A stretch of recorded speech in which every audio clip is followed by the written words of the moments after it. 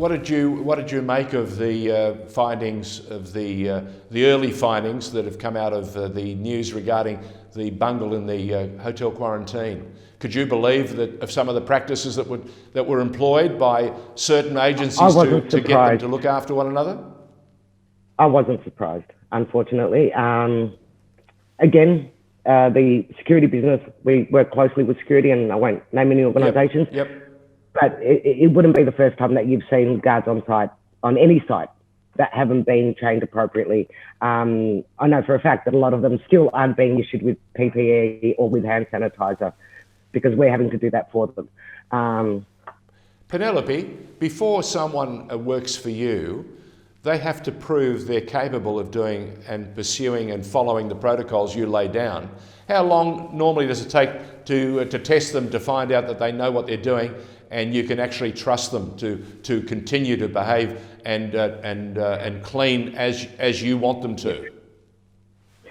So what our training is, George, is that, so first they need to undertake a safety induction, which is, in our office usually under normal times. Yep.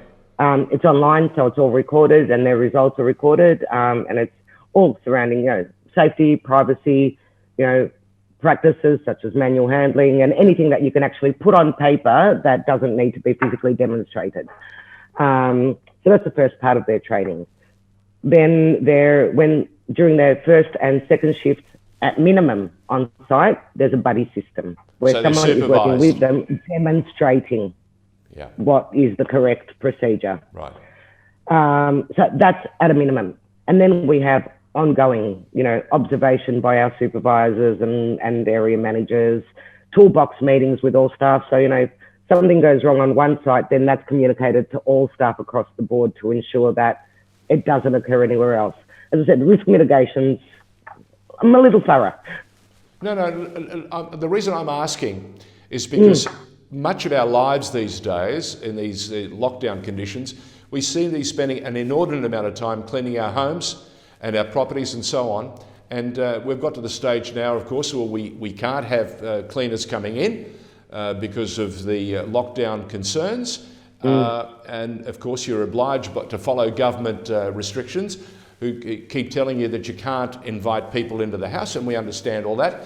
But it seems to me that we're forever cleaning our homes, and we're forever now using cleaning agents that I didn't know existed. And my wife is now wearing a perpetual smile, watching me do the sorts of things I never imagined I'd be doing. In fact, I haven't done since I was about 16, when my mother would demand that her two sons, carry their own weight and look after their own rooms, as good Greek boys do when they're growing up. Listen to mum. I'm very fortunate, George, because my husband, my mother-in-law was very much the same with her three boys. So my husband's been known to stand in the kitchen and wash dishes too. There's no shame in it. You should be very proud of yourself. But tell me something. Are we seeing a lot of new cleaning agents out there or cleaning equipment that is doing the job, or are we seeing a lot of equipment or sanitizers, for example, that aren't up to the grade?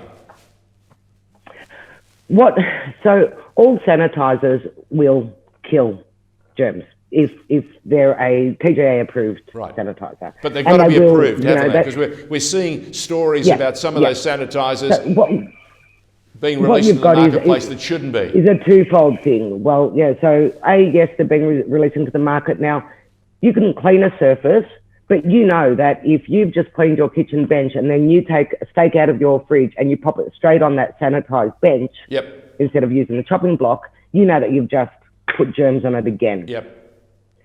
So when you lift that steak off after you've done what you need to do with it, you'll sanitize it again. And that's what the key is. So the sanitizers being used, yes, there are different levels of effectiveness. But the key is that you continue to do it. We have a lot of clients who ask, well, what about fogging as opposed to a manual cleaning? A fogging is going to leave a residual of sanitizer. What you've then got to do is, make sure that the surface is clean before you fog it. So you're still manually cleaning it. You can't just walk into a room, fog it and assume that it's all clean and it's good to go and it's sanitized.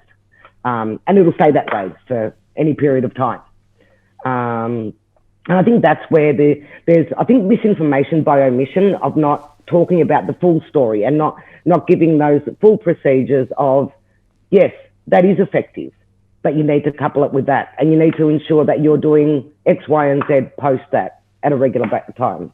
I think that's the biggest bit of misinformation, George, there. Penelope, I really appreciate the fact that you've taken the time to join us to give us a sense of what's been happening behind the scenes, especially from the Department of the Health and Human Services. It's DHHS. It never ceases to amaze me how many letters we can apportion to any department.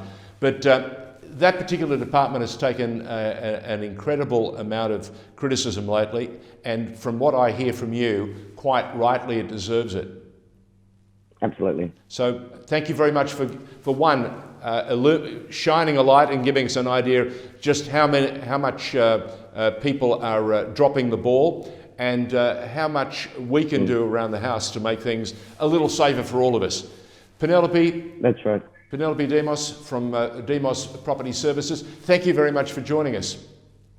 Thank you for your time, George. Pleasure.